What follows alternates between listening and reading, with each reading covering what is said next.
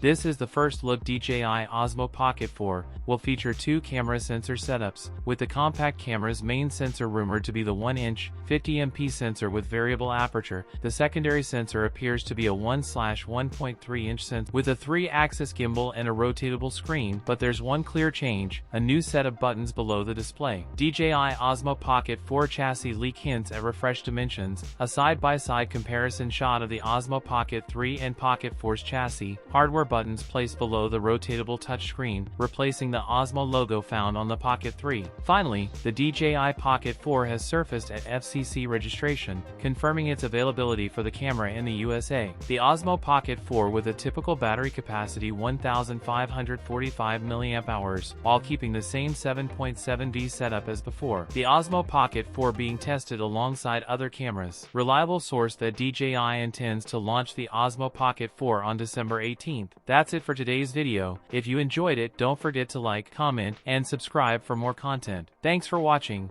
and I'll see you in the next one.